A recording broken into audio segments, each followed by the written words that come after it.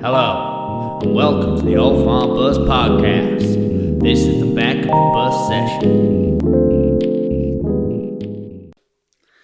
Hello and welcome to the Old Farm Bus Back of the Bus Sessions podcast. Today I'm absolutely buzzing about this guest. She's an old friend from the poetry scene and now she's back in my life in the podcasting days to talk about poetry. So welcome aboard, Georgina Wilding.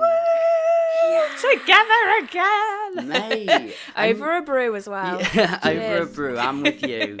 I tell you what, not many people go for the cheer, but I'm glad you got the energy and the vibe to go in with me. Listen, it was the donkeys. Yeah. They spurred me on. Meeting those donkeys before we came in here, that's it. Good vibes only.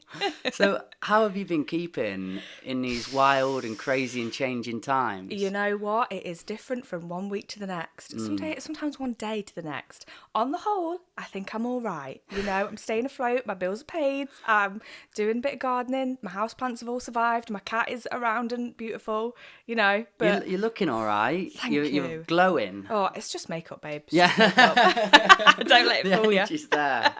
Today, I'm going to hold up the book. We're going to chat about the book. But before we go on to the book, Yes. I want to really get into you as a person, who you are. Deal. And the whole poetry trajectory. Mm-hmm. Were you writing from a really young age? Nope. Really? Yep, absolutely not. Okay, can we go to young you? 100%. So, what should we do? Like secondary school me? Let's go really young. Really young. We're on a podcast, so we've Yo, got a long time, all day. Okay, deal. Free flow. Right. Okay. So, God, where do I even start? So, Birth, the true you. I was born on a Sunday. Don't. So I'll get my birth chart out. Here we go. Let's get the crystals Oh, going. mate, I'm already ready for that, honestly. I've told you, you need to educate me on this. So. I'll do my best. I'm new to it, you know, but I'll do my best. So I grew up in Nottingham, born and bred, lived in Arnold almost all of my life, apart from the first few years of my life. I lived in Worksop for a little bit with my mum and my dad. And then mum and dad went their separate ways. So mum moved back in with her family. And for a year or two, we were super posh and lived in West Bridgford. Oh, girl. Yeah. There's 12 of us in one house, but we had, a little hookup there. But, as things go, my grandparents had to move and we ended up in Arnold. And so that was great for me because it was closer to a school that was good for me and normal everyday people that were my kind of vibe. And then when I was 6ish, my mum met my stepdad, and so we moved in with him, and that's a whole thing. But I lived with them until I was about 12, and then moved in with my grandparents. They kind of took me in because things were going a bit left field at home, as I'm sure you can imagine.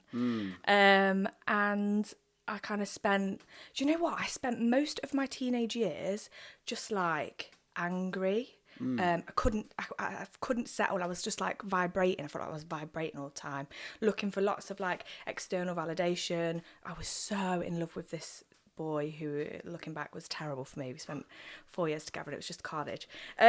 So school for me was it was a bit of a respite actually, where I could go hang out with my mates. I had brilliant teachers, thank the Lord above. I had a lot of female teachers, and my family, so my grandparents have got 5 kids, wow. 4 of which are girls, and then my Uncle Pete is married to the most incredible woman on the planet, who is, also a huge inspiration Getting for me. a big shout out now. Yeah. Literally. Come on, Auntie M. Yo. Auntie M? Yeah. Oh, she's amazing. She's literally a son. Is she a in, son. not Lord of the Rings, what's that? I know exactly what you're going to say. Yeah. For God's sake. Somewhere over the rainbow. What is that bloody film? Wizard of Oz. Yes, thank you. You did the W sign. You were like, ooh, and I was yeah, like, Wizard of Oz. it was there. It was on the other It is song. Auntie M, isn't it? Yeah. Oh, yeah, nice. Okay. Yeah. No, I've got good vibes for this woman. I understand. Trust that. me. Yeah. Well, I'm so lucky, you see, because all of my aunties. So we've got Auntie M, Auntie Jess, Auntie Barb, Auntie Di, and they're all so different types of women, different influencers, but they're all strong in themselves. So I had them to kind of bring me up. So as grandma and granddad took me in, my grandparents are flipping brilliant, but they are the grandparents from Benidorm. They were just out getting drunk, partying whenever they could. We didn't have like knitting and Sunday dinners.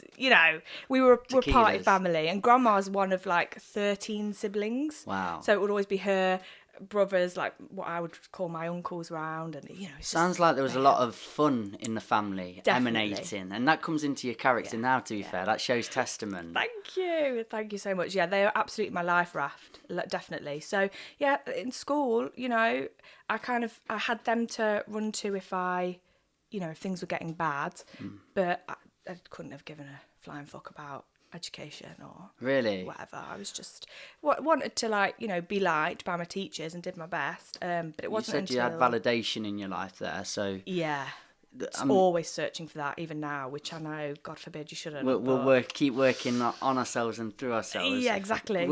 Do you put that on quite young then, when your mum and dad broke up and experiences that you were going through in home life? Yes, unfortunately, yeah, and then a couple of shit boyfriends into the mix, yeah, probably. So to be honest, I think anyway that I was too young to really remember my mum and dad splitting up. Yeah. And I've only got flashes of memories of living at my dad's, really small, like funny images. So really, like my mum, I'm not sure how old I was when my mum met my stepdad, but we moved into his house at 6. So you got to imagine, like, my memories from, like, let's say 0 to 5 and a bit was living in this house full of my grandparents, all of my aunties, all of my grandma's brothers. It was this full, lively, just rich conversations. House. Yeah, oh my God, and always vibrant. Laughter, and someone had always done something, someone had always got, a pair of shoes off the back of a van for school, Yeah. It was that kind of vibe. Joyous. I'm sure I was a little terror even then. I used to think, oh my God, I used to have an imaginary boyfriend. I thought I could fly, and there's one occasion I do think I did fly. Which we'll okay, nice. Yeah, we need to get into that. It was vibrant. What about the anger? Where do you think that sort of transcended from? Yeah. What do you attribute to that? I think it really comes from my experience of dealing with, moving out of my grandparents' house, moving into the house with my mum and my stepdad. Unfortunately, he's somebody who isn't from the same background as we were from, isn't, in my humble opinion, the kind of person I would choose to have a pint with. I get you. You know what I'm saying? That's a good way, a PC way of you know what I mean? dealing with it. Yeah. Okay. You feel me? And when you say school was respite, yeah. Any bullying or things like into the mix there, or did you feel quite free in terms of school? No, when I was really young, so how old is that? When I got to year 6, I was moved to a school in Killissick Primary School. Okay. And that was the first place I found like happiness, found peace, found friends. Before that, I was in a couple of Catholic schools around Nottingham, and got bullied there. And it was like weirdly guys that were bullying me. And quite it was authoritarian in its approach. Yeah, but also very like, come on everybody, let's just hold hands and calm down. And I'm like, in the playground, yeah, great, thanks, cheers, Hail Mary and all that shit. So that was great. What were you demonstrating and displaying that you had interests in then, if sort of writing and poetry and academia wasn't there? What were you demonstrating? It was always art from being a really, really young age. What about drama? Because you've got such a personality, excitable personality. Was that what? Yeah, performance? So I was auditioning for, what is that flipping casting thing that was in Lace Market? What the flipping heck was it? I can't remember. Some drama school anyway that was like out of school. Helen O'Grady? No, I went to Helen O'Grady's. I don't know. I can't remember. It was a long bloody time ago. And I got through, and then I bottled it. And my mum, bless her heart, she would never force me to do anything. So she didn't make me go. So But then when I got to secondary school, I was in a couple of plays, and like I won a talent show for singing, which I wear as a badge of honour. What do you think as a parent? What about the forceful nature? Is it good to push them through it a little bit, or does that give repercussion to stuff? Do you know what? I could not tell you. I don't know. I don't have kids of my own. Being the kid though in that story, do you wish you would have sort of pushed you a little bit more and nurtured that? The thing is, in hindsight, the word push scares me, right? Yeah. The word push scares me. In hindsight, I wish that maybe my mum had like the skills to have gone, listen, babe, like it's going to be really good for you. You're so going to enjoy it. Sort of like built my confidence up because it was just from a place of fear that That's I a good bottled attitude. it, I like that. So not pushed me, but I just maybe wish that she might have had the resources to know how to calm me down, bring me round and encourage me in that way. Equip you with confidence. Yeah. I don't think you can force confidence into people. You can't. And my mum, bless her, she's very timid. Yeah. She's a very like, I mean, she's funny and she's cute and whatever, but she's just a very like wallflower. So then, bless her, she got me and I was like, "Whoa, this is my imaginary boyfriend and my imaginary rabbit." And she's like, "What is going on?" How did that happen? I don't know. His name was George. Okay. What? Like, is that weird? Because I'm George. That's weird. But weirdly, my first boyfriend in school, which is also crazy because I would have been really young, was called George. And he was Greek and his family owned the chip shop down the road and they were friends with my family. So we came like... You wished George into being, didn't you? I think That's I manifested kind of what happened. him. Yeah, I do. Yeah, he was This great. manifestation stuff seems to be a little bit more deep-rooted than I imagined it. Definitely. But you know what I have always... Even now, I really struggle with... I think if you're the kind of... Wait, this is a generalisation. Just take me with a pinch of salt. But... I think if you're the kind of person that is drawn to manifestations, crystals, willing things to come to you, I think that there's a part of you, big or small, that is a person that suffers with longing in general. And from being tiny, that is something that really, really just took over my life. And when my mum met my stepdad, just feeling like you're reaching for something. You might not know what you're reaching for, but there's just this like vibrating. Could you articulate it now, what you think that reach was for? Do you know what? It's different. It seems to be different every year of my life. So when I was really young and we lived with my stepdad, home was horrible. And on occasion, my dad would call and say, "I'm going to come and pick you up." And we'll like hang out for the weekend. And, I'd pack my bag and I'd be sat at the door desperately waiting to see his car come down the hill. And he wouldn't turn up. And oh, bless you. My mum would bring me the landline and be like, "I promise you I'm ringing him." And she'd show, like, I'd have the phone to me and he'd ring and it wouldn't answer. And so I would just have to, come back home and unpack my bag that in got my me in the stepdad's house. feels. Honestly, it was awful. And can you imagine, like, home's not happy. And even though, my dad's great and we're really good mates now, but when you're a kid, you don't understand. Is that part of where maybe the validation side came from? 100%. Somebody to love you. Yeah, because if you imagine, I'm also at home with a stepdad who doesn't really have any experience with women. Yeah. Definitely not little girls. Definitely not mental little girls that just want to be loved. And have imaginary boyfriends and animals. And are sassy. And if you tell me to do something, I feel like I was born being like, "Why? What do you mean? I'm not doing that." In terms of the friction, how would he demonstrate that? What would he display? Just shout or aggression? Yeah. But he's very tall, very wide, has a very big aura. Okay, yeah. Energy and frame. Yeah. So, knew how to get into my face. Yeah, I get you.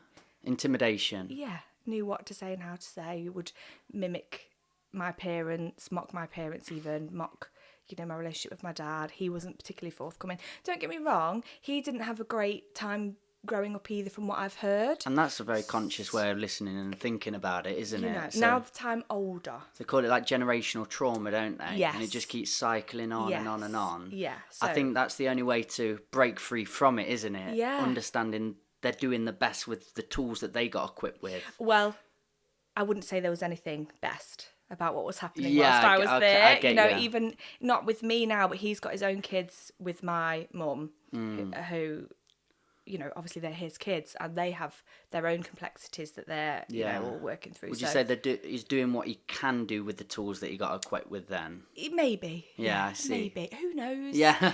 It doesn't seem to me like there's a whole lot of much being done. Yeah, but, I feel, you know. He just did. You can't judge. I don't know what it was. Unconscious like. behaviour demonstrating all the time. Yeah. And probably, like we spoke about in the other bus, lots of characters coming up. Exactly. And putting them forward and imposing them onto you. Yes, which I think is why I was so, like, by the time I hit, so Mum met him when I was 6, by the time I hit 13, I was getting battered on the park.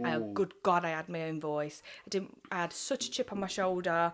I was always getting grounded for stuff that I didn't do. The infamous story in our family is the chip in the bath. There was the bath paint got chipped off, so you could see like the copper or whatever it is underneath the bath. Yeah. I got blamed for it, and I swear on my life, on my cat's life, it was not me. Yeah. It was not me. But whoever had done it, You heard it here. you know what I mean? It wasn't me. The chip She's in the on bath was not camera. me. It's definitely not her. You know, okay? I got grounded for like 6 weeks, and no matter how many times I said, I'm telling you, it wasn't me, he would say, nobody else would be smart enough to wash the chips of paint down the plug hole. And then I was like, well, you don't know me, At least mate. he Because tried if it to was me, I'd compliment have glued the chips back on. I ain't Yeah. done. You know, so there was always that. He was always trying to put me down. I was always getting my back up. We were just constantly at loggerheads, and, you know, my mum being so timid, it was hard for her. So When you were 13 and going on to the park, and not saying this it was at all good parenting in any way, Yeah, go on. but do you attribute a little bit of why you could stand up to yourself to the behaviour that was demonstrated there? And not that you wanted that in your life, but you had some sass and some being able to get in faces a little bit because you'd seen that demonstrated. Trust me, Not that when it's you're at healthy at home, all. absolutely. But imagine, like, I mean, I'm only 5'3" now. Yeah. I was a tiny little slip of a thing, and you have got a 6 foot, Yeah, time yeah. like rugby playing, it's awful. I mean- chunk. You ain't scared of no one. Yeah. You knock me out, absolutely knock me out. You know. Because there's obviously There's bigger at home, do a you know lot what I of mean? triggers within that, and a lot of subconscious Yeah. dealings there. Yeah, which is why I was so angry for so Yeah, long. Which is okay. why I was so, God, all I wanted was to be loved and cherished, because I didn't feel loved and cherished anywhere, not by my dad, not by my mum, not by my stepdad. Of course I had my aunties, but they all had young kids and they all had their own lives, so I couldn't be with them, and it was hard for them because they didn't want to look like they were stepping on anybody's toes. You know, there was like when I got taken in by my grandparents, there was like, you know, it was like a bloody family intervention, because they were like, you know, I mean, my grandma always says, if we didn't come and get you and make sure that you had somewhere to live and be, you would have been dead or on drugs or... This is why I love these conversations, because when we do eventually get into the poetry, I feel like I've truly understood who you are. So when listening and reading into different poems, you can get a good reflection of who that character might be talking in that time. Yeah, absolutely, 100%. But then, okay, so you got taken in by your grandparents. Yes, who are... Yeah, 13-ish, 14. Yeah. Awesome. And I lived with them until I was 18. Okay. And although I mean, even still now, I struggle with, like, anger seems to be my first reaction. And then I have to calm myself down and be like, you ain't in fight or flight anymore. Let's relax. But living with my grandparents and being in this vibrant, like, loving, hilarious home, it wasn't the traditional home by any means. You know, we had frozen kebab in the freezer. We were living the dream. That's such a vile image. Oh, trust me, it was grim. My granddad will eat anything. Was it So that funny. kebab, that stringy stuff? Well, Yes. do you know what that is, meat-wise? No. It's just an amalgamation of everything, isn't it? Just a ground just up. chuck it in there. Yeah. Put it on a big stick. A bit of salt and pepper, Yo, you know. oh, mate. No, imagine going in the freezer and there was a soggy cardboard box and you pull it out and there's like clear wrapping and inside there's like frozen naan bread. Mate, and sometimes when you frozen- eat it, you end up eating the paper by accident because it's all just stuck together Yes. with grease. Yeah. Oh, mate, yeah. So, I you know, you can imagine, like, Yeah. it was the most fun and I love them, and my grandparents, I will never be able to articulate to them, you know, the change that they made for my life. But living with them, although that was very much the time where I was going out drinking, doing things with boyfriends I shouldn't have, sneaking out the back of the house into the park, you know, all of that, they gave me the space to calm down. It took me a long time, and I still was not calm by the end of it, God. But from what I was when I was living with my mum and my stepdad, my grandparents gave me that sense of home, stability. I wouldn't be walking home from school dreading what I was going to walk into. And Oh, that's beautiful. dreading what I was going to get in trouble for, or, you know. You've got a temple. Homes should be temples, shouldn't Yes, absolutely. And it's difficult because now as an adult, I feel so guilty and ashamed that they had to deal with me at that age and that personality and that flipping wild, making stupid decisions, going out drinking, and not that, well, touch wood, I Hormones didn't at get that caught. time as well for a young female must be all over the place. And when you're struggling with Discovery. validation, you know where you're gonna look to find it. It's not the best place to turn to, you know. Oh, bless boys, you. etc. Yeah, of course. Boys, girls. And we're idiots. You know. Oh, we are. We're ridiculous. So, can you try and articulate a little bit of how they brought calm and contentment into your life? Yeah, definitely. They weren't. So they weren't nurturing in the sense of like you imagine a traditional grandma and grandparent to be. Like they weren't. Do you want a biscuit, darling? Oh, well, Grandad was definitely a feeder. Oh, you having he a was. biscuit? Yeah, Wagon wheel. But they weren't like, you know, how was your day at school and how are you doing, and not that kind of nurturing. But they just they cut me some slack. Allowed you to process and express yourself. They understood what I'd come from because they'd seen it and, you know, they'd seen what was happening. How did they intervene and go about the intervention? And was it your mum's side, sorry, or your dad? It is my mum's side, yeah. My dad wasn't really in the picture very much until I was quite a bit older. Well, you know, he was a bit, but he was busy, he was on call, you know, he's a joiner. Yeah. Right, so obviously I'm kind of too young to remember. I remember the day, but I have since been told how it happened from different family members' perspectives, but you speak to a different one, you get a slightly different story, right? Yeah. So my auntie Jess, who is the youngest of the aunties, so we're closest in age mates, is the light of my life, and she's like my sister. And she used to come and get me every Friday, and I would spend every Friday at her house with her like boyfriend at the time, and we'd have pizza and whatever, and she would see the states that I was turning up in. She would see, you know, my hair's not been washed for 2 weeks. She would see no one's helping me brush my teeth. I've got like teeth rotting at the back. She would see like I'm tiny. What are you eating? And then she would also hear the stories of what I was, you know, in a safe place and telling her this is what's happened at home. This is what's been said or whatever. And I've obviously, as I got older and got more lippy and was fighting back with my stepdad and, you know, the whole home dynamic, my mum and all of that, it was up a notch. Unbeknownst to me, obviously at that age, my auntie Jess was going to the rest of the family, including the grandparents, and saying, we need to get her out. Apparently, you know, Jess was like, I will adopt her. I'll look after her. If she's not being looked after at home, I'll take her on. You know, she was my guardian angel and still is to this day. So switching back to then my memory of it, and can we trust memory? You know, it always changes every time you retell a story. Yeah. From my memory of it, there was some big argument. I was in trouble again. I think it had something to do with a laser pen that my dad brought me, but I don't know if that's a different thing and it's been tied together. But anyway, I remember locking myself in the bathroom. I pegged it upstairs, locked myself in the bathroom. My step was trying to, you know, banging on the door. My mum shouting me and whatever, and I'm like, I'm not coming out of the bathroom. And I managed to swipe the landline, because, you know, wireless landline, and rung my Aunt Jess. And obviously she heard all the commotion in the background. I'm crying. She was like, that's it, I'm getting her. So her and her fiance at the time got in the car, turned up at my mum's, didn't even knock, opened the door. Auntie Jess, who is a firecracker, is, you know, straight in, right to the middle of the situation. Get the fuck out the way. Don't talk to her like that. George, get in the car. I'm with Uncle Steve-O. So we get in the car, you know. And then I don't really remember what happened after that. Then it's all a blur. Yeah. Then the next thing I remember is moving into my grandparents, which was a really painful situation because you could tell that my granddad...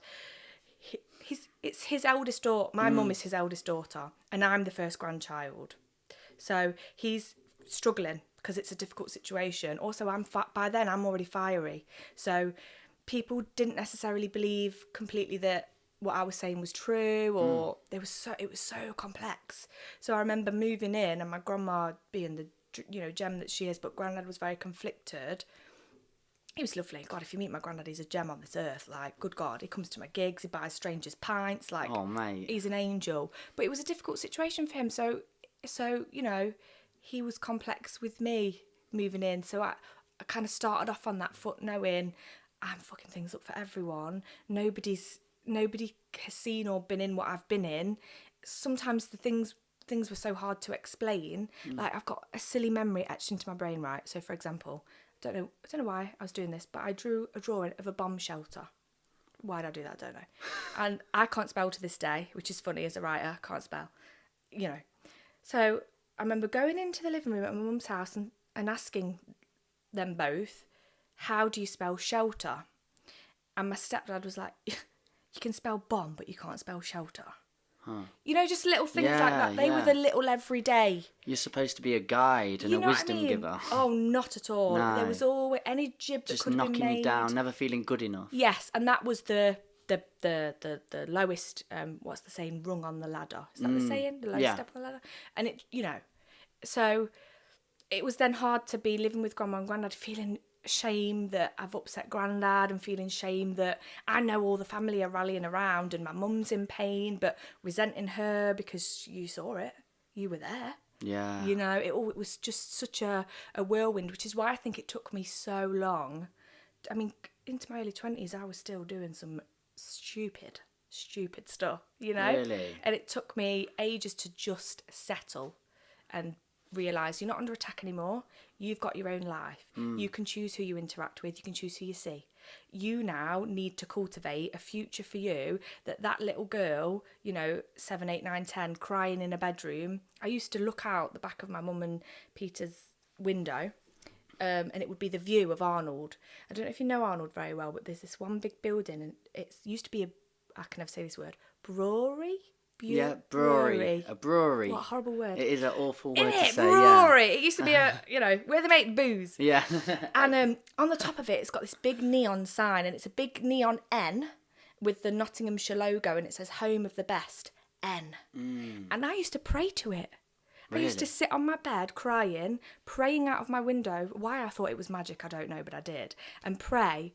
I used to say, like, God and my angels, get me out. Wow. Get me out, get me out, get me out. And that manifested. You know what I mean? That sense of longing from being a kid, that sense of feeling like there were powers beyond me. There was, whether it was a guardian angel, whether it was a god, whether it was relatives that had passed, I didn't know. With this sort of laws of attraction idea and discovering this later on in your life now, do you look back at parts of your life where you unconsciously sort of put out into the universe and you sort of reflect back going, oh wow, 100%. That genuinely happened. Yes. And it's happened to me numerous times as an adult. There was a relationship I was in my mid-20s. We lived together. It was going really south, but we lived together and I was so unsure. I'm very like, it takes ages for me to make a decision, which ends up getting me in way more trouble than it should. I should just cut it. But obviously I didn't, you know, and I remember being sat on my doorstep. So what am I, 24, 25? Maybe even 23. I'm sat on my doorstep, I've got my duvet around me and a fag on. Classic, you know. And I was looking up to the stars and I was crying and I was like, please God, you need to get me out because I can't get out. I can't do this myself. I need you to get me out. And lo and behold, a situation unravelled in a few months' time. No way. I was out. Done. That's fascinating. Yeah. So I really believe that. I don't know what it is. I feel most comfortable. Did he get himself out then? Yes. On the day of a family funeral, let me tell you. Dude. I went to the wake in the morning, came home, finished my shift at work. Between my shift at work, 'cause obviously I couldn't wear my funeral thing at work, I quickly came home to get changed and his stuff was gone. And he said he'd gone home because he wanted a break. And I said, fucking stay gone. Yo. Thank you, Jesus. On the day of a funeral. Fair. So then I went to the Thank you, wake. Lord. Yeah. You know what I mean? Yeah. Had a... obviously great time, horrible time. Wakes, they're so complex, aren't they? Because you've got all of your extended family, your huge tribe there. You're grieving, but you're together. It was a real... It's a mixture of emotions, isn't it? Yeah, it all is. Thrown into the mix together. Yeah, absolutely. So then I went home to an empty house and was like, right, here we go. Fresh start. Yeah, let's do this. Stunning. Yeah. Such a phenomenal story. I'm just wondering, I remember you were talking in the bus again, and you said about your mum there just watching it happen. Yes. Have you got a poem in that book called Ants? Yes, I have. Would you perform that? Oh my gosh, I would absolutely love to. Would you be into it? Yeah. Because I feel, given a bit of a context of the poem, and the story that you've just told, Yes. it would build a really great sort of feeling towards this poem. I would love that, because you know what I'm guilty for, which all of my mentors have told me throughout my writing career, is over-explaining. Yeah. I'm desperate to explain. I'm desperate to be understood. I'm desperate to say, this is what I mean by this. This is what I mean by this. So I've got to fight the urge now to explain what this is about before I read it. Well, we've already done that. But, hopefully now... That's what a podcast is for. Yeah. When you're on a stage, I think it's nice to just let people do their own digging and find a metaphor for themselves. But I think within a podcast format, that's a space where you are allowed to explain it a little it's like through. A secret door, isn't it? Into the behind the work. Yeah, so this poem on the surface is... I love it, obviously. It's like a really crazy, surreal, kind of magic realism poem that you would just maybe read and think, oh, okay. But now you know the feelings behind it, maybe it will... Oh, I'm ready. All right, here we go. So, ants. This is a garden with a plastic dollhouse full of snails. Her chubby hands hold them like pebbles, trace the spiral of their shells as if a map to the exit.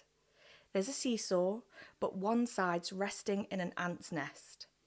Before long, the red biters are up and over her jelly sandals. They cut skin and spray acid in the wounds as they work their way up. The neighbours hear the screams before anyone else. Blindly batting at her body, bright and pocked, pieces of her are ripped off and carried to the colony until, in the long grass, a pair of jelly sandals rest empty. The mother spends 2 weeks with a glass held from her ear to the lawn and a copy of Understanding Ants, becomes addicted to the smell of rain and listening to the sound of them regurgitating her daughter for their young. Wow. That really got me. From what we've just been through and the whole build-up of the story to that, is so stunning, and that does show testament to how powerful poetry is. Yes. And what poetry can be. Thank you so much. We'll go more into the poetry side, but there is still little elements of the story that I want to sort of get into. Yes. So please. You're at your grandma's house. Yes. They're allowing you to be yourself, express yourself, find a bit more peace in the house. Yeah. Did you still have communication with your mum and stepdad in this time? Occasionally, not really, but occasionally, because obviously my mum would come to see my grandparents, they're her parents, and grandma and granddad, bless them, were always striving to facilitate reparations between me and my mum. They always they always encouraged me, like, oh, your mum wants to take you to town, like, why don't you go for a shopping day with your mum? And it was always so difficult for me, because it's your mum. You're always going to be conflicted. But they sort of know the importance of that relationship building within it. They do. I mean, it was for as much for her as it was for me, I think, but she didn't come round. She didn't. From memory, remember that was a time where I was literally vibrating on the inside, But from my experience, from my memory, she wasn't there, You didn't go to like parents' evenings or... And in the wonderful character that you are now as a human, have you managed to process it, digest it, and have conversations surrounding it with her?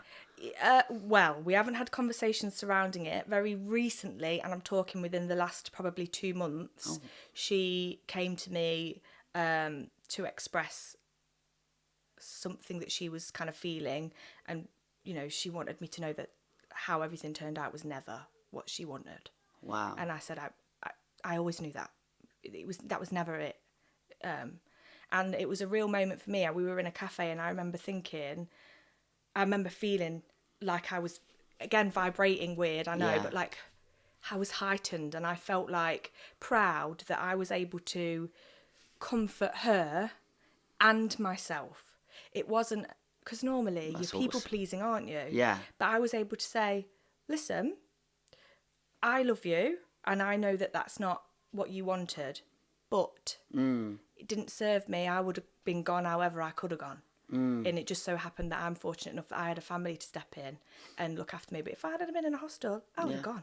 Must happen to so many people. Do you know what I mean? This is why I feel so incredibly lucky. No one could have ever predicted that I would have been in this position now. I didn't even want to do my A-levels. That attitude stops you from being the victim as well, doesn't it? Yeah. And also, again, when you grow up, you realise so much. I realise what my mum is contending with and her personality and a little bit of who she is. And, you know, I can empathise to an extent with my More stepdad. sympathised, you feel? Yeah, it must have been difficult for him taking on a girl. He's not got much experience with girls. And, you know, I mean, it's took a long time, let me tell you, like, writing this book, really. This has been, I mean, the poems in here have been coming for a long time, but really only the last 2 years I spent solidly on this. So having that space to kind of free yourself and say, listen, what happened to you, and it hurt and it was wrong and you were a kid and you should never have had to go through that.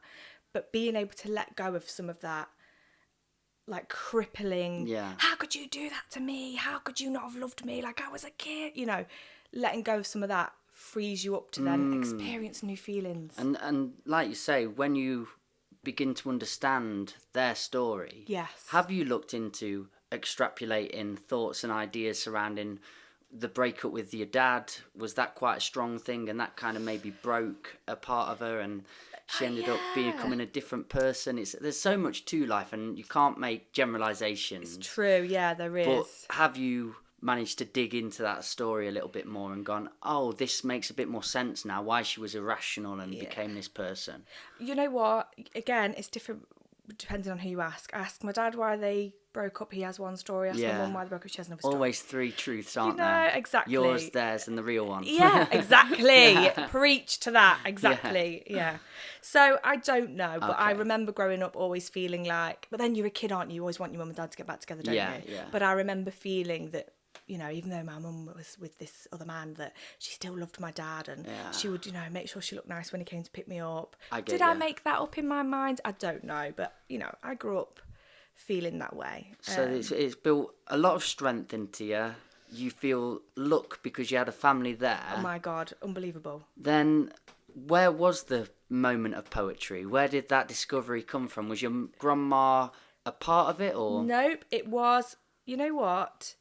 It was very chancy. So obviously I was always into art. I was always very creative. I knew that was my passion. I did A-level art. Outside of my A-levels, I did a course in shorthand. I don't know if you know, like T-line shorthand. You know, like how secretaries used to write in, like, just looks like squiggles. Well, it's not. It's an actual, you know, it's a language. So I went and learnt T-line shorthand because I thought, I'm going to be a journalist. I'm going to write about the injustices in the world. So and I'm going to... when they do this scribbly stuff, that... other secretaries can read that. Yes. Oh God, I didn't. That's a new piece of knowledge for me today. Listen, shorthand. I'll send you the book. You will be amazed. The only thing I remember really, I can do like my ABCD, blah blah blah. The word that I remember the most is the word sun, because it looks like a seed unraveling. So if you imagine the lines on your page, right, the bottom line where you would write, imagine a little circle, but then it's just got a little, like, almost like an N coming down off it. Do you see? So it looks like a little seed. Lovely. And I just love that sun.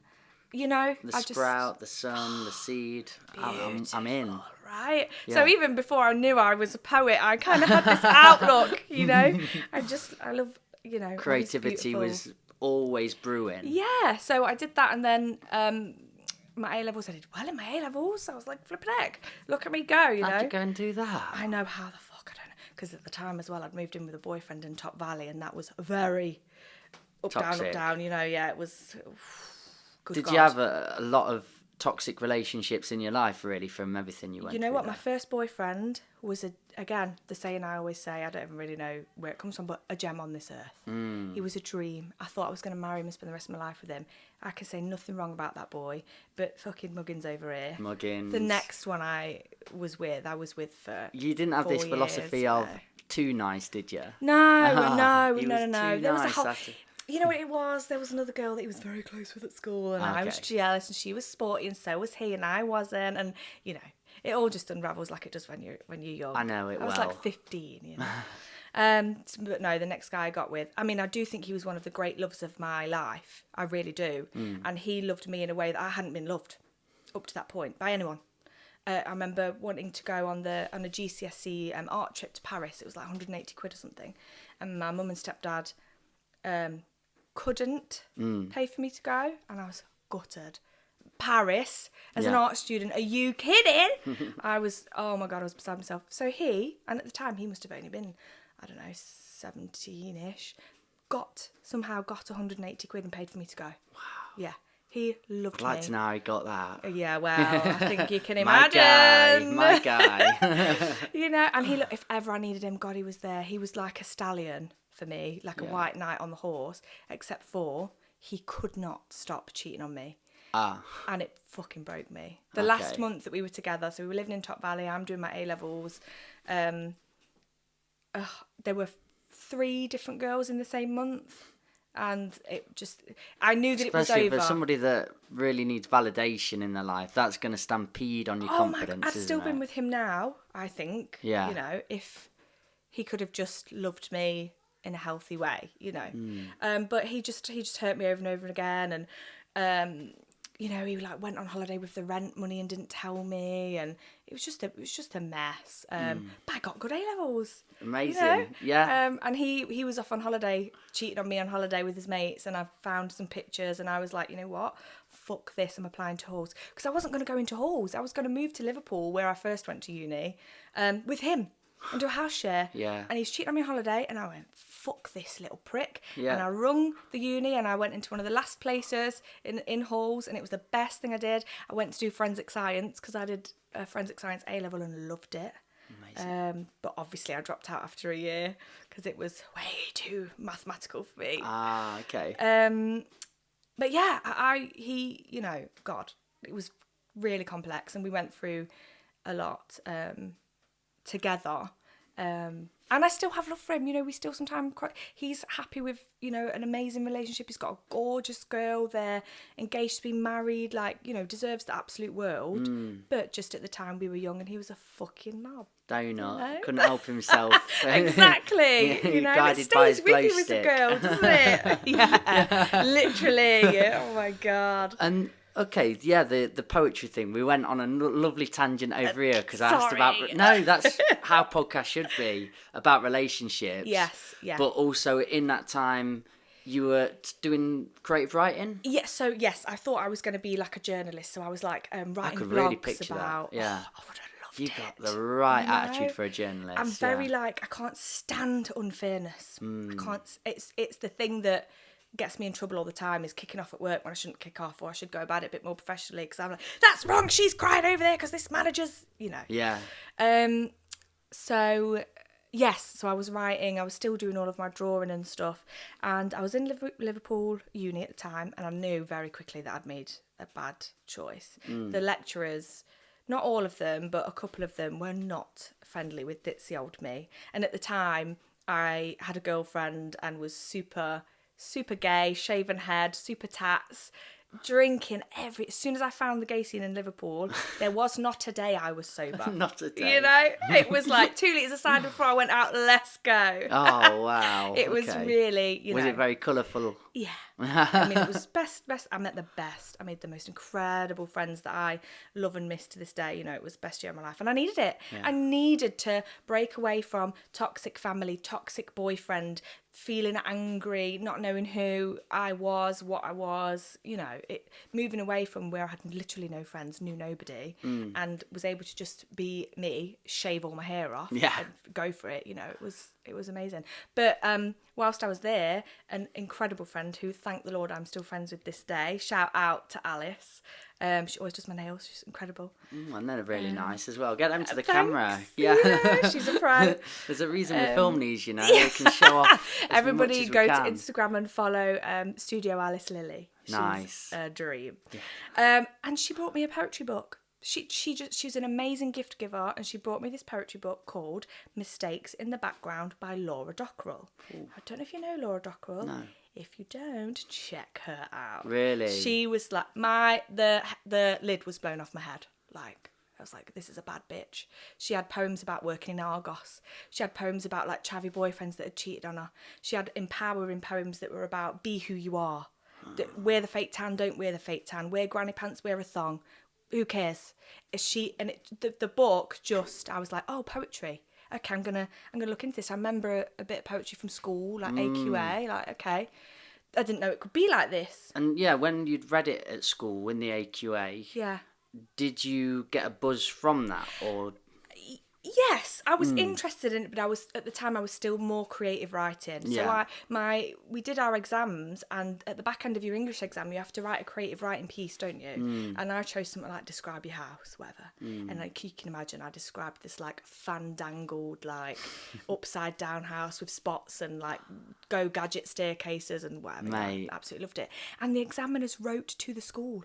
Really? And said, Georgina Wilding has written this, whatever they said, great piece, blah, blah, blah, you should praise her for it. And my English teacher, Miss Hill, Another shout encouraged out. me, and she said, read it out, and I read it out, and I was like, this is what I'm supposed to do. Paraded round the school for it. This is me. Yeah, I imagination and like a sense of longing and understanding like complex emotions has always been in me, but I didn't really find an outlet for it until I found poetry, really. And so what happened was, I'm in uni in Liverpool, forensic science, gay as fuck, living my best life, Go, George. Buttoned up shirts. Oh my God, I met I had the most gorgeous girlfriend who I still love to this day. It was great. But I knew that my course was a bag of shit and I was never going to pass. And I thought, right, I'm the first one in my family to go to uni. And that in itself was a massive achievement considering everything that had happened. So I thought, I can't fuck this up. If I stick around to try and make forensic science work for another year, student finance only finance you for 4 years. My family ain't got no cash. So if I manage to just pass first year but I fail second year, well, I've only got 2 more years. How am I going to graduate with only 2 more years? What if I drop out? I can't do another course because I can't afford it because they only pay for 4 years and I've used one. Yeah. So what was I going to do? So I had to make a decision, and I really soul searched and was like, I'm going to do a course that is creative but still has that professional element so I can get a job, So I found and gutted, it was back in Nottingham, can you imagine how heartbroken I was, creative and professional writing at the University of Nottingham. So it was led by tutors who were working in the field. They were published, they'd got books out, they were professionals in the industry, but also you were learning writing like SEO, how to write for the web, how do you write like a press launch, it was very like double-edged sword. So it honed your craft. You got to do like editing workshops with your poetry and screenwriting and but you had that hardcore, if you get a copywriting job, you're going to know what you're doing. Yes, yeah. But I didn't have good enough A-levels to get into the University of Nottingham. Not So even with that amazing story you told. And, but it's only now that I feel I can tell it at 30, at the time. But it still felt... A-levels, you wrote that thing about the house. The GCSEs, that was GCSE. I should have, I was going to say, it sounds like A-star material, all this stuff. Well, I got an A in English. Okay, so I was very proud. But just not good enough to get into this particular... My A-levels, it was like A, B, C or something. I don't know. It wasn't, Quite uni there. of, red brick. Yeah. And I thought, if I'm doing this again, if I'm going back to uni again, I'm going to a red brick. Yeah. I'm going to go where the poshos are going. I'm going to go where the clout is. So what do I need to do? So very quickly I realised, I'm going to have to do like an intensive another year doing an A-level in a year. So I ended up going to Adams College, NCN in Nottingham for another year, which was the bummiest year. Smoking way too much, made a load of riff-raff mates, again, who I love and think of all the time. Whilst I was there, I expressed to one of my tutors, really interested in creative writing. I think I want to be a journalist, but something where I can still be creative. Do you know anything? She said, yeah, go and speak to whatever his name was. This guy runs the college like newspaper thing. So I said, okay, I'll go and speak to him. I couldn't even tell you his name. I met him once. One time I met him. He had the whole, what do you call it, black turtleneck jumper and hat situation. And he said, hey, if you're interested in creative writing, there's this group that meets every Friday at Nottingham Playhouse. They're called the Mouthy Poets. Hey. I said, right. And I remember him taking me on their website and showing me, he showed me Debris Stevenson on the website, and he showed me Franklin, and they look like cool people. They look like my kind of people. So I was like, I'm going to go.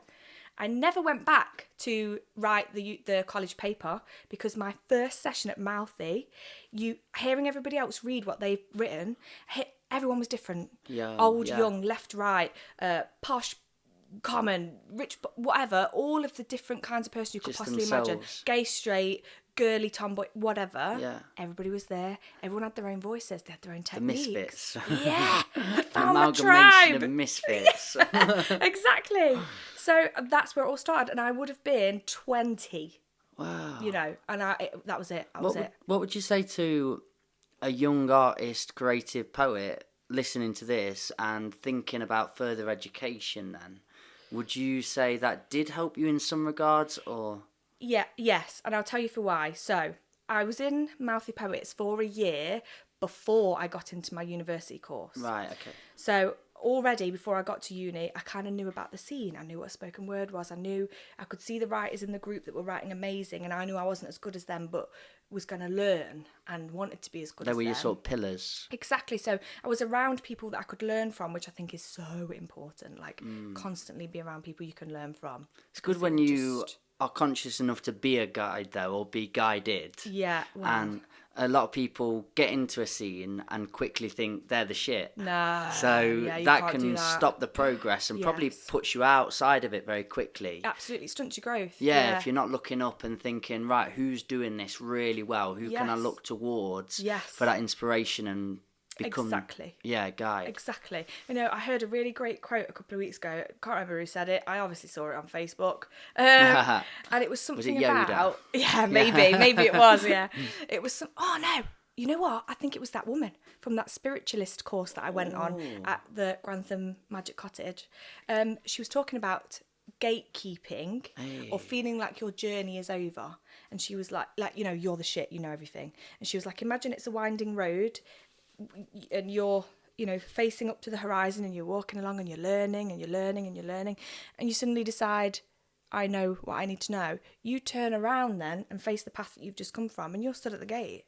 Well, if you're bouncer on the gate, I'm the big I am, I'll teach you this, I'll teach you that. No, you can't come in because you're not academic enough. You can't come in because you're working class. You're not in the journey anymore. You're gatekeeping halfway down the path, hon. Yeah. And that's how I feel about in the arts, in the creative. Good metaphor. Right, you've got to keep you've got your tools, and God, the further down you go, you've got your armour, but there are a million side shoots for you to go down that you're going to learn something you never You're going to miss so much on the way. Yeah, you know. Yeah. So that's, I think for me, like if people, I'm going to definitely keep hold of that one. Honestly, I'm going to send you a link to that woman. Yeah. I wish I could remember her name. She was great. Awesome. So I think that really just like trying your hard, you know, we all have chips on our shoulders. I did when I was in spoken word. I didn't give a fuck about Paige. It was like, what, some dusty old academic man that cares where the commas go is going to tell me whether I can be on a page or not. I'm not interested. I thought I've got stories to tell that I want to entertain people. I want to, you know, and that's actually very close-minded. And I actually shut myself off from a whole art form that I am now in love with. Yeah. I love writing for the page. It's so different. It's such a different experience, and you have to like click in a different side of your brain, and it's amazing. But it's all part of that learning curve. You know, you just got to stay in it and keep going and write. And when I first was at Mouthy, I couldn't write a poem unless it rhymed. Yeah. Now I very rarely rhyme, and that was a huge. That does seem a development for a lot of artists. Yeah. Beginning very rhymey and then finding the way to half rhyme or not rhyme. Yes. And I wonder what that is, but everyone's don't yuck someone's yum kind of thing. No, oh God, no. If they found their way of expressing and putting it forward, exactly, and they enjoy that rhythm and feeling. I suppose the reason we go to rhyme is because it gives you a bit of a parameter to hit. It does, and also it's addictive because it's a challenge. And a lot of us have been brought up on Eminem. Exactly. Oh my God. Whoever else, that could mention so many different rap artists. And you've got a preconceived idea as well about what poetry is, haven't you? Yeah. It's like when you're young and you're getting into it, you think you've got to be all like, use these really long, complex words that you would never use in your day-to-day speech and rhyme and, you know, have I got to fit to a form? And so I think that you when you first start trying to rhyme, you get the buzz of it. Yeah. Of like, how can I tell my story but make it rhyme and flow and It's exciting, isn't it? To listen to. People get into that rhythm of it, the beat, and they're nodding along. Yes. And by a byproduct of that, you're telling your story and they're understanding you. But I do, having like a sentence and then being able to look at the end of it and think, okay, what does that word rhyme with? Yeah. That really does help people structure it and be able to start building from that. Yeah. So if you can find a way of helping somebody tell their story, exactly, that is important. But as you know, when you get stuck in a pattern or way of telling it, you need a little, maybe sometimes a breather from it, because you just get worn out and tired of it. Yeah, and it restricts your story. Yeah, yeah. What if you wanted to say that plant down there is bright red and you ain't got nothing to rhyme with red? Yeah. Suddenly now you can't tell your story. You're down the path of saying something about your head. Yeah, and you're exactly, like, no, well, actually, I wanted to go into the colour. Exactly. Getting my hands going all over the place now. The passion's coming. It's brewing, true. baby. Two poets together, you know what I mean? It's going to happen. Gyrating around here. I'm so surprised this mic has stayed here. I'm waiting to whack it. You've been very controlled over there. You told me I was expecting a massive show with hands and things flying around, but no. Yeah, I'm trying. Very reserved, but still passionate. Thank you. I'm doing my best. So Mouthy was a huge pivotal moment in essence for you. In my life, my career, my life, everything, 100%. And you met the most amazing people. Yep. Went on this course. Yep. And then what started happening in the scene for you in the poetry? Yeah. Performing all the time?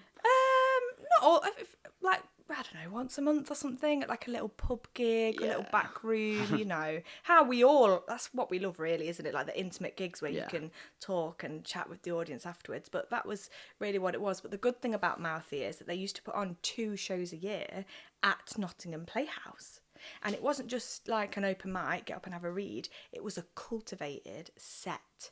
And everybody who'd been writing towards the show, we found different ways to tie each other's poems in together and make this whole like one band show almost. And there was lighting and choreography, and it was a real thing. Because poetry can be quite an individual sort of journey, can't it? God, yes. But to be able to feel part of a community and all be in there together and sharing, I suppose that gave you a good sense of, I've got a family now. Yes. And belonging as well, because... And that family from what you'd not felt before... Yes.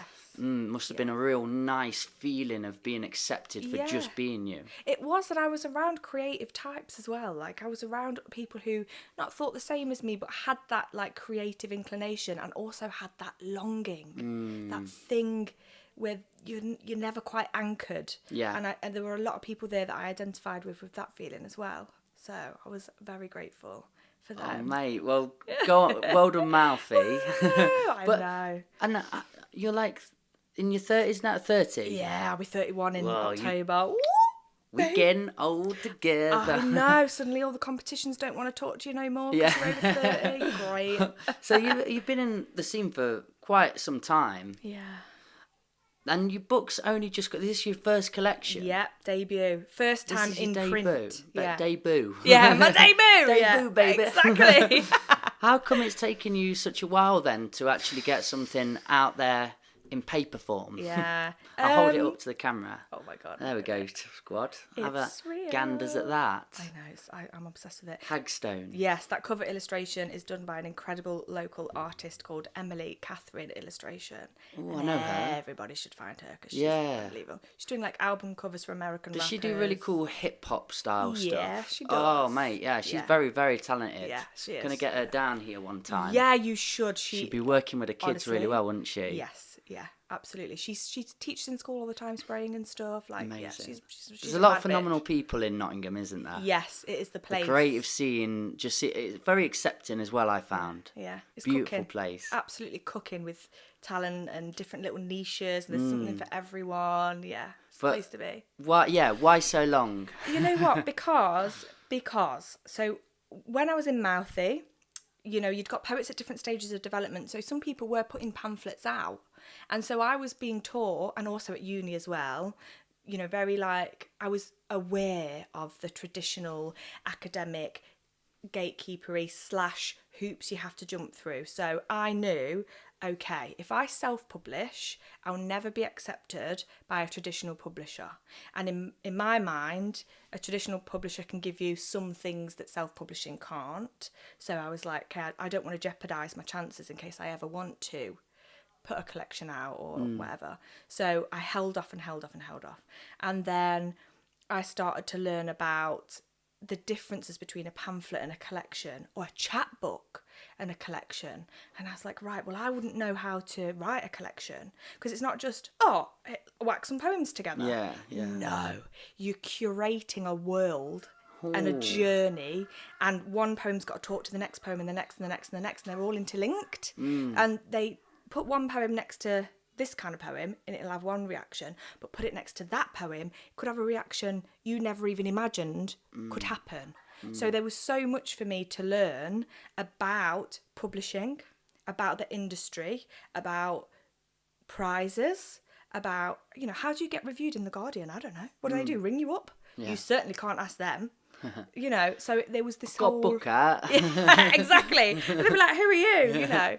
So there was just so much learning. I was so scared to put anything in print in case it jeopardised the me that I was going to be in the future. So I think that's really what it was. But then when I was at uni, I was learning a different kind of poetry to the poetry I was learning and exploring in Mouthy.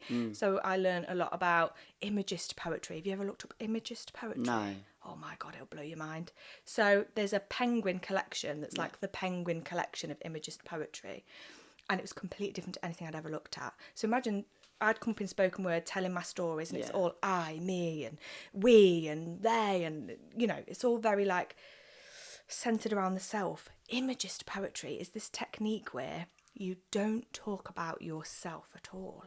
Ooh. There is no I, but there is. It's underlying. So it's almost like pathetic fallacy. If you want to say that your writer's in a bad mood, you say it's raining outside. It's kind of like that, but a million, trillion, bazillion times better. It's like you suddenly... So let's take this cup. So let's say I want you to know, my reader, that I'm in a good mood. This is going to be crap, by the way. But I would say, sunshine, yellow, fresh meadow flowers, a cup that holds, the juice for the day. Ooh. Bean juice gets me going, whatever, right? Yes, yeah. But if I wanted to say, I'm fucking fuming, I would say, piss yellow cup, weeds, cold coffee, ain't nothing in here for me, mate. Well, I couldn't say that because that's putting the you in it, but you know what I mean? Yeah. And suddenly I was like, oh. So, because I had all these... Not as invasive, is it? Yeah, it's kind of like sneaky. It hide felt behind like it a little. And the imagery in it, like imagination is my favourite thing, right? And so you have to be imaginative to paint this image in this world. And some of it can seem simplistic. Some of it will absolutely blow your mind. And it is like you're getting a deeper insight into that person's mindset and philosophy. Yeah, because you're like...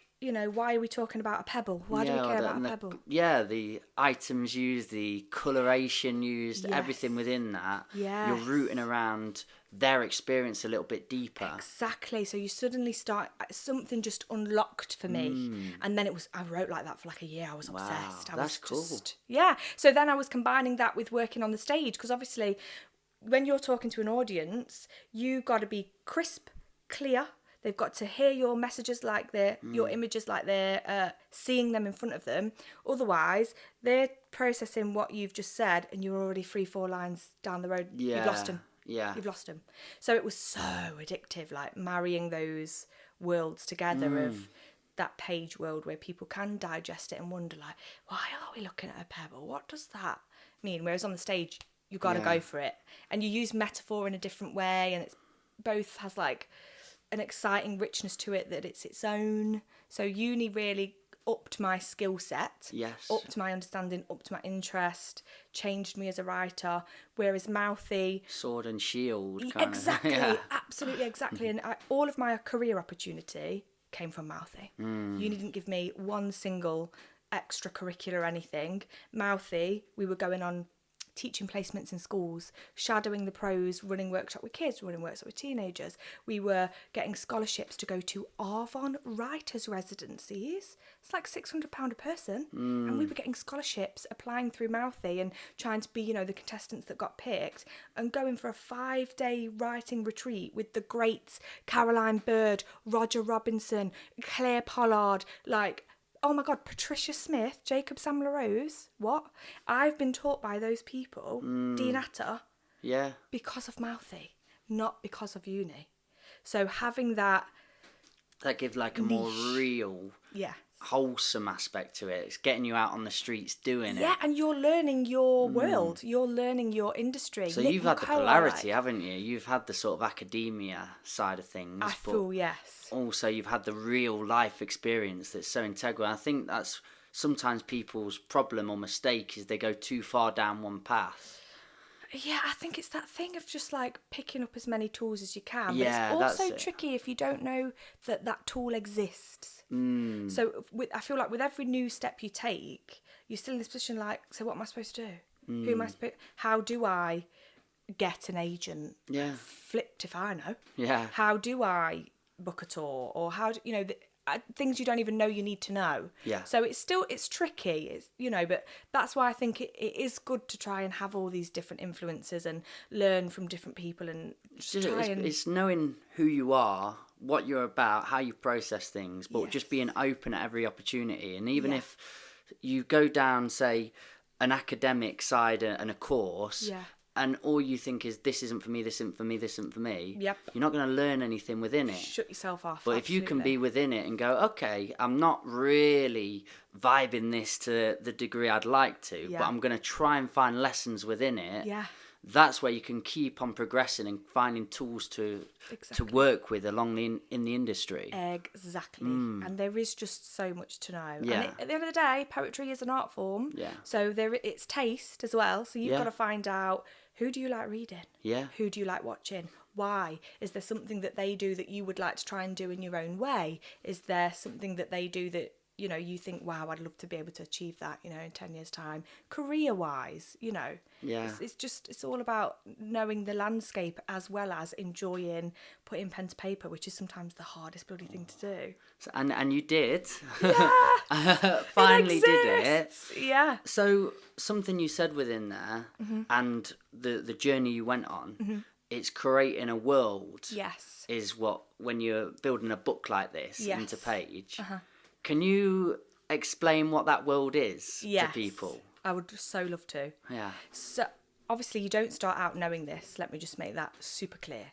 Like, you start out with every poem you've ever written. Thankfully, I got some Arts Council funding to get a mentor and was so blessed to work with Caroline Bird, who I gave every poem I'd ever written.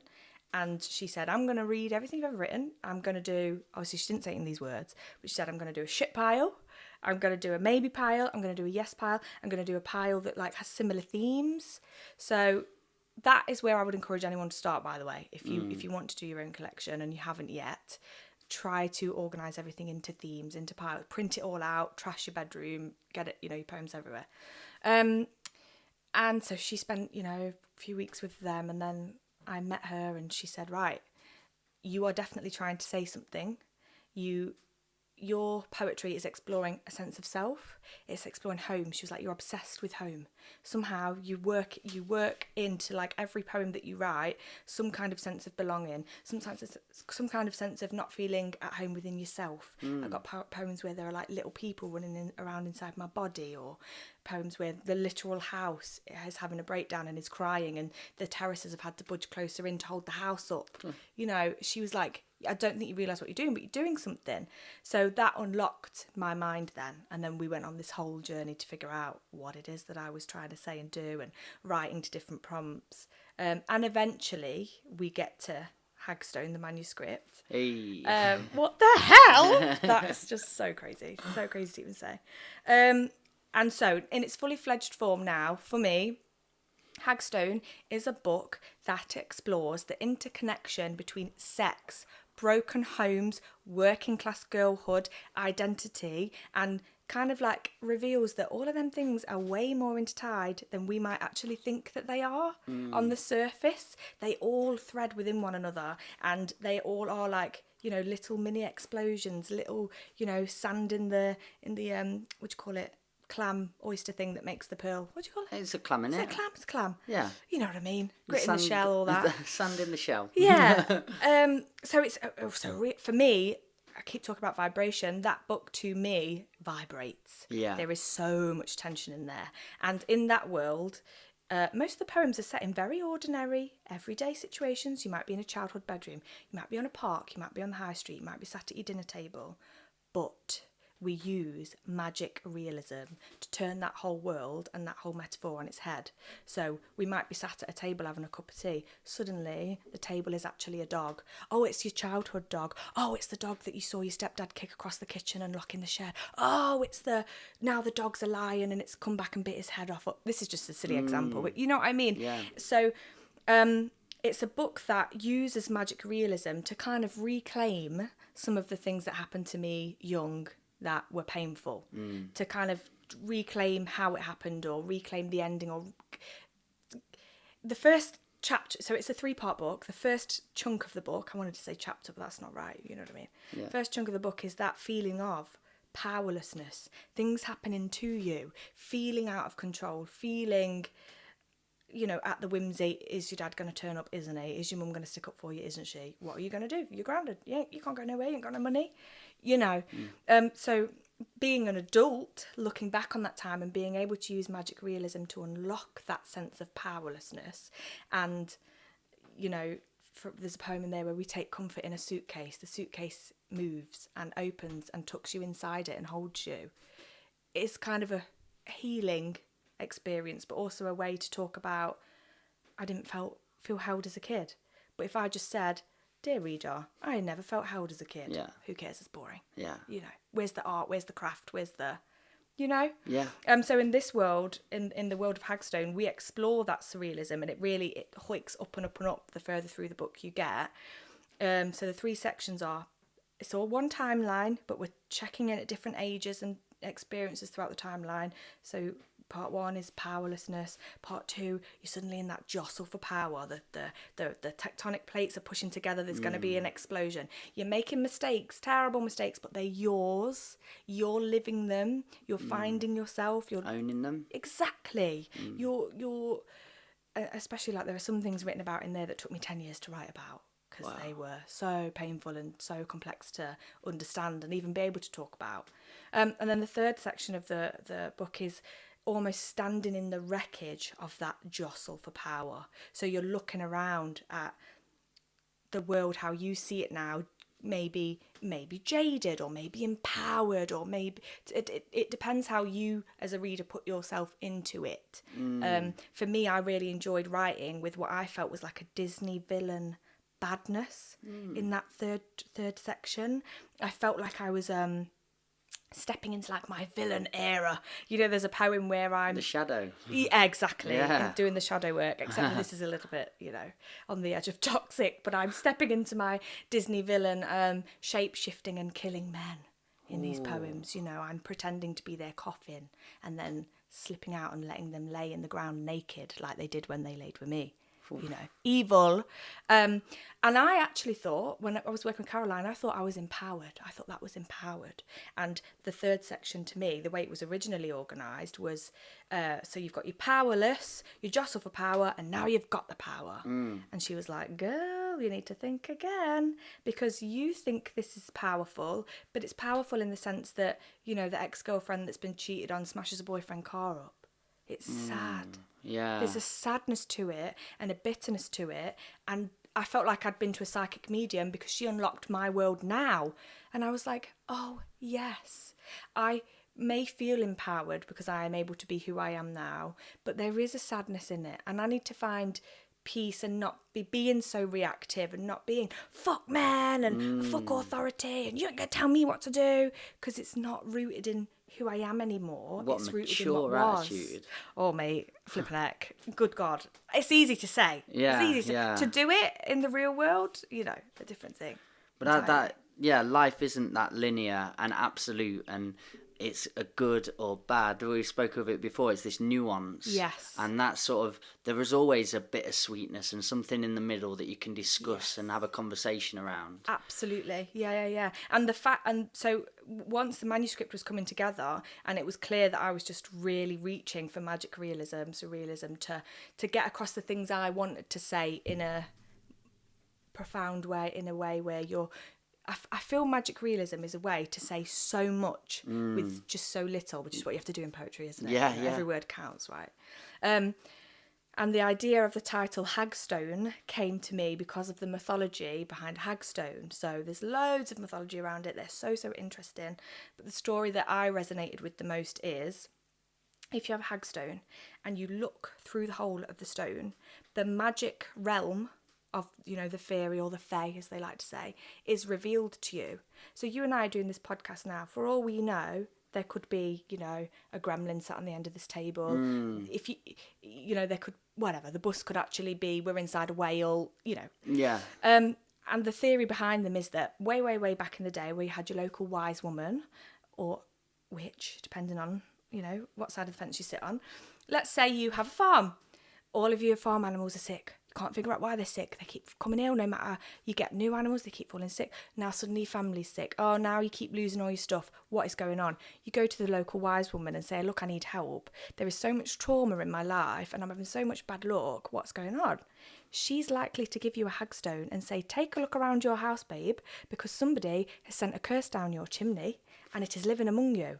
Or your neighbour who you think is your friend who's gifted you this amazing vase. Babe, it's not a vase. It's got a curse on it. Right? The ocean. Yeah. And it blew my mind because I was like, I wish I'd have had a hagstone growing up, looking at that boyfriend and seeing, he ain't a boy, he's a demon. I should not touch him. Looking at my home situation and going, snakes, venom. So it gives you an eye into the truth. Yes. For me, it's almost like the book is also a hagstone for the reader to look through a timeline and see what's really at play. See what was really happening at home, or what's really happening when you're trying to find your sexuality and who you are, or what's really happening when you're a working class girl with a chip on your shoulder. Gives them an opportunity to do that. Because like we said all the way through this podcast, there's 3 truths. Yes. That one, this one, and the one that actually happened. Exactly. The big word on actually. Yeah. And that's the sort of idea of what Hagstone's doing. Yes. The deep inner. Exactly. Magic. And also it's a great way for me to proper hike up the magic in the book and say things like, you know, the suitcase is tucking you in, or, you know, you've got little people running inside your body, or, you know, all of the real magic that's happening in there. Stunning. You know, it's like the reader's looking through a hagstone. You think we're just on a park, but suddenly the boys are floating up to the telephone lines and something's going on. Ah. You see? Yeah. So when this got published and actually came to your door in the box, you're opening it up, what was that feeling like? Oh, God. You know, it was kind of a numb shock, which sounds pathetic because you just spent 2 years writing it, babe, so why are you shocked? But it was it's in my hands. I've done it. I've done it. That's what was ringing in my head then. I've done it. I've done it. You know, coming up, have a flashback cry? to 20. Oh, God, yeah, and a big old drink. Yeah. You know? I was like, I can't believe... When I got the acceptance email from Verve, like, it's competitive to get accepted by Verve. And I originally submitted only for a pamphlet. And Verve got back to me and said, look, we know your work. We love the pamphlet. If we gave you an extended timeline, would you be willing to do a full collection with us? Wow, I bet that was a nice email to receive. Again, I cried. Yeah. It's unbelievable. Think back to that 15-year-old kid on the floor, drunk, full of vodka, not wanting to go home, doesn't give a fuck about school, no idea that, oh, hold on, you're being accepted by what you would have deemed as the academic world of publishing, and somebody's taking a financial risk on you, and it got shortlisted at a few other presses as well. Wow. What? You know, it was just, I just felt like I wished I could go back to that little me and go, girl, everything is coming. Okay. Yeah. It's going to be hard. There's loads you're going to go through yet, but you're going to do some stuff for yourself that you won't even believe. Your story's going to be told, and it's going to be one that people want to listen to. Yes. Ooh. Yeah. You matter. That's powerful. Yeah. That's when you're talking to young people, they just don't think their voice matters. Yeah. They don't have a voice. Yeah. What's the point of finding it and discovering it and using it? Yeah. But to have that kind of philosophy and idea of no, it will come out eventually. You just need to believe in it. And the person it will matter to most is you. Yeah. You, like, to look... on my worst days, and God, there are many, because look at this life that we all live, it's complex. On my worst days, when I'm like, George, you are a fucking idiot, you're a stupid bitch, why are you doing this, why are you doing that? And I talk myself down. All of everything I've managed to achieve is the thing that I stop myself from doing something stupid. I think, girl, you came this far. You have been the Poet Laureate of Nottingham. You have been the creative director of Nottingham Poetry Festival. You have a collection out. You say it like that. You could have, you know what I mean? Yeah, yeah. And then you big yourself up with what you have been able to achieve despite everything. And it's, even if the Guardian never picks that up, I mean, here, let's manifest. They're watching this, so... Oh, imagine, Come God, on. what a dream. But you know what I mean? Even if it doesn't do what, quote unquote, it's supposed to in the book world, blah, blah, blah. It did what it needed to do for me. And I was able to find out things about me and tell a story that I never thought I'd be able to tell. That's what poetry is for me. Yes. Yeah, that's what it is mostly. And I think it is subjective, and you need to know what it is for you. Yeah. And if you want to go on that pursuit of becoming a really established poet and how they write, that's a wonderful and fine path to go down. But I kind of did that discovery of myself I just really wanted to be heard for a minute and just have a platform, have a voice, and I did what I needed to do, and it was that itch was scratched. Yes. And from that, I found other interests, like the filmmaking side of things or the musical side of things. And suddenly you unlock yourself. It was passion that was the thing, and I didn't realise that. I thought I am a poet, and it was very rigid. Yeah. So people asked, "What do you do?" Poetry, bosh. Yeah. But then, actually, what ensued was somebody that just wanted to be accepted, be loved, be validated, but have a thing, have a purpose to get up and Give go and back. explore. Yeah. So, that's my poetry journey really, and It's amazing. I've still really enjoyed the exploration of what does make a good poem, though. Yeah. And what is cool Good. imagery and Yeah. metaphor, and how and then you do add in techniques down the line because it keeps it fresh and fascinating. Yeah. But I totally see the appeal of going down the full line of making something that can be accepted by the poetry community and so on. Yes, absolutely. Yeah. I think so.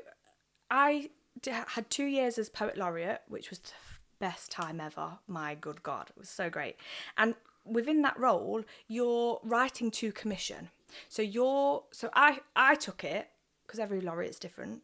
I took it as I am here to hear the story that someone's got to tell and tell it in a way that will do something for them or shine a light for them or, Help them own their story. Yeah, absolutely. So when I was being booked by, Wildlife Trust, and they were like, we really want to talk about urban rewilding.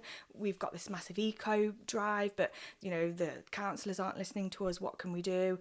I was booked to then write for them and write a piece about, the natural world, eco, whatever. And I went with them to their debate at the council house with the councillors and helped them to learn how to perform their poems to camera. So then they suddenly have this tool that they can go and spread their eco poetry and their message and be empowered with their voices.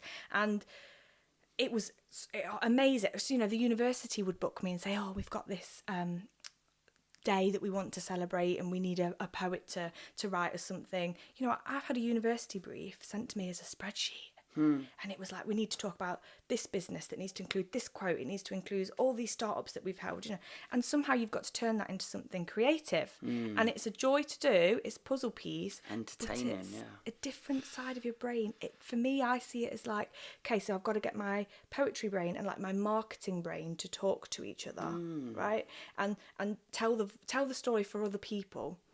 And before then, I was in Mouthy Poets and I wasn't interested in writing super deep stuff about my story. I was scared. My family are all around. I didn't want to upset anyone. I didn't know what I could and couldn't say. I was scared. So I was like, I'm just going to entertain the audience. I'm going to write some really funny poems or some really, whatever. Yeah. Spent all this time spending my energy and my creative intentions on trying to be telling stories for other people.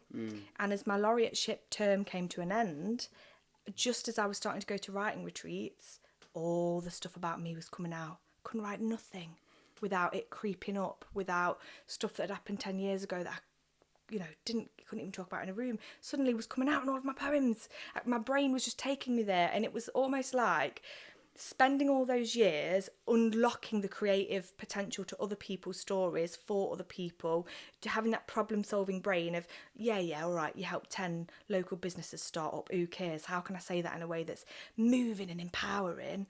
All of that, I feel, was divine intervention to unlock that knowledge in me to be able to do that for myself. That's such a lovely way of putting it. Yeah, that's beautiful. Thank you. That's how it feels. Honestly, that is how it feels. I could never have done anything that gave me I did in goosebumps as you were saying it. I was like, this. I know where this is going, and I'm really enjoying it. Thank you, you dreamboat. Thank you, thank you. It's really true though. Like I would encourage any writers, try to write to breathe. Like ring around your family and say, hey, do you want a poem? Let me know what you want it to be on. And your family might say, oh, my pet dog. And so then you're like, right, tell me everything you could possibly tell me about your pet dog. You've got all your content. Now you've got to go away and make a good poem out of it. It unlocks something new. It's hard. It's hard. It's programming part of your brain to go, okay, this is how we express ourselves. Yes. And then eventually it all comes flooding through. Yeah. And you get to purge and come out with an amazing book like this one. Yes. I keep holding it up. I feel like I'm quite good at marketing now. Yes, thank you so much. I'm going to employ you. You could be my tour manager. Thank you. I mean, would you come back on? Because I've got such a nice feeling and vibe with you on so many different avenues I feel we could explore down. Yes. The poetry scene's one, definitely. Thank you.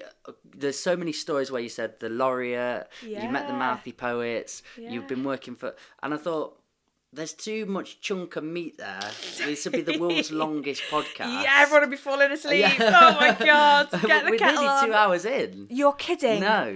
Oh my We've smashed it to God. pieces. Kindred spirits, I'm telling you. It's a vibe. And I was just listening going, you need to have a podcast as well. Have you thought of that yet? Oh God. Have you dived into the podcast world? I haven't. I love, Ooh. as you can tell, chatting shit. Yeah.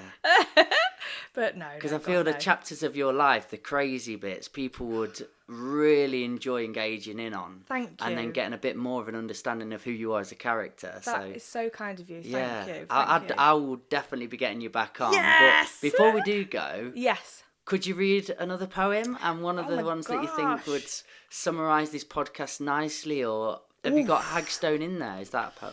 Hagstone. You know what? I never wrote a poem called Hagstone. Okay. I didn't want to be. I didn't want Too to obvious. explain too much. So even like in the opening of the book, which was well hard to figure out what to say, by the way, I didn't want to tell people what to think. Yes. So all I did was write a description of what Hagstone is. Which shall I read? Yeah. Shall I read that? So it literally just says, item Hagstone. A hagstone is a stone with a naturally occurring hole running through it, usually found in streams, rivers, or at the seashore. They're considered a talisman for many reasons, but in particular due to their ability to gift anyone who peers through the hole the sight, the ability to see the supernatural at work all around us. Should you fall victim to relentless bad luck, illness, and or general misfortune, it's likely a spell has been placed on you. Someone around you, or something that you've recently brought into the home. Peering through a hagstone will reveal the malevolence at hand and allow you to treat, defeat, or accept it accordingly. Ooh. You Wow. know? I liked it, the sight. Thank you. That's a good description Well, it's a thing. of somebody's story and being able to get a true vision of the sight. Thank you. And in terms of malevolence, let's get a poem there. You feel you've opened that up, and we've got that hagstone in our hand. How and we're getting an insight into you. Okay, shall we do... I'm trying to think, should we do a rowdy one or should we do a moody one? I think rowdy. Okay. Well, now you've said It's, that. it's I a know lovely exactly. day. The sun's out, and I'm ready to go into it with full energy, full All right. rowdiness. So we're behind the door of the poems, aren't we now? So let's. This is teenage years on Redhill Rec, in that kind of middle section of the book where you're rebelling and finding yourself. Some of these things are true. Some of these things I will let you decide whether they are true. So it's called After It. Some of us cry about our mothers, then spritz another layer of Charlie Red. We spin into a paste on the roundabout, drip from the seats into stalactites which the others snap off and eat like Skegness rock. Empty cans thrown overhead are rockets we try to straddle, but miss. Instead, we straddle our lovers. In bushes, up banks, in cars, curled over the steering wheel or a bench or a bin, we hold ourselves up, spread our cheeks and let the boys in, wet with the stickiness of the day and nothing else. The mud of the football field is littered with the last burning butts of 1,000,000 cigarettes.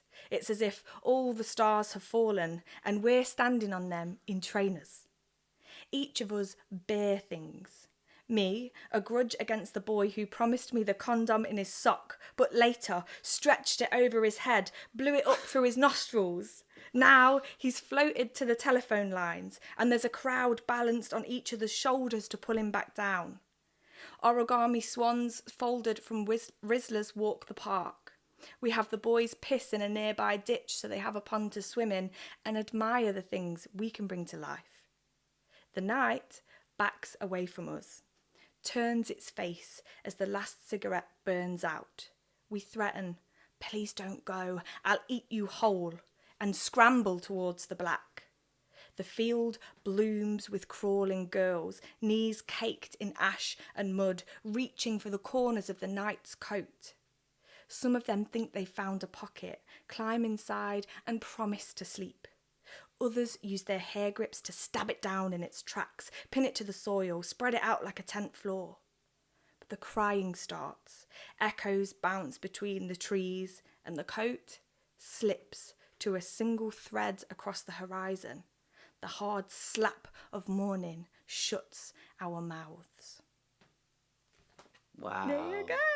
You did have a good life, didn't you? Oh my God, rowdy. The bits in there was like true. Yeah. True. So yeah, I'm gonna say that was all definitely a good insight and truth. But it's all that feeling of longing. Like, look, we didn't give a fuck about them, but we didn't. We were chasing the night. We were chasing something more. We were. What was your place called? It was Redhill Rec. Redhill Rec. Yeah. Awesome. We were known as the Rec Lot. I mean, for God's sake. It's ridiculous. Oh, we had Crosley Park. Hey, there you go. Mate, honestly. We should have been crossing paths, So I'm telling many you. moments in there, and it was just a real nice nostalgia feeling coming through. Good. Oh, them days. Did you do tramping out ever? Oh my God, yes. You told your mate you were staying at their house. Yeah. They say they were staying at your house. Listen, there's a whole story about that involves the police and a missing girl. She went missing. She was with me and I was with her, but they thought I was over there. Oh, my mate. God, whole thing, yeah. I told you. We could go need for to hours. do more podcasts together. That's a great story in itself. We could, We'll pick some themes and maybe we do a poem, one of your poems. Yeah. And then that'll take us into a few story modes. Love. Great idea. That was beautiful, and it did set me into a good mood for the day, that has. Good. I'm really, really glad. Me too. It's so lovely to hang out with you. It has been really nice, hasn't it? I don't think Yeah. I've ever actually got to sit with you and discover who you are and what you're we're about. always gigging. Yeah. You're always panicking about going up and doing a set. Moving, and, isn't it? Yeah. It's been amazing. It's a dream, and it's a bloody honour to be sat here in this van with this background, in the sweat bus. box. Yeah. Boiling outside, but hey ho. Dude, honestly, I look forward to this again with you. We'll get you down for many things, like we'll do stuff with the kids and workshops. You're such an inspiring person. They'd love to meet you. That means the world. Thank you. Some of them poems, I think that they're ready for, to be honest. They'll understand it. They'll be on your language. Good, I'm glad. Before we go, just tell everybody where they can find you, and particularly holding it up again, where they can find this beautiful book. Oh my gosh, thank you. Okay, so if you want to find me, you can find me just by searching for Georgina Wilding on Twitter, Facebook and Instagram. And you can buy the book in Waterstones, 5 Leaves if you're in Nottingham, but you can buy it through the publisher, which I would recommend, through the Verve website. We've got to support our indie publishers, haven't we? You've been taught well. Yeah, there you go. They need all, especially at the minute, they need all the help they can get, So let's support our publishers. They're doing the good work. Publishers, local business, just go to real people, Exactly. you know what I mean? Exactly. Everyone head to Verve. Dude, this has been lovely. Thank you for your time. I'll do my bit. Guys, you've been a part of the Old Farm Bus, Back of the Bus Sessions podcast. I'm going to leave you on this. I always do. I always will. Just be nice to one another, you beautiful set of buggers. All you got to do. See you later. Cheers.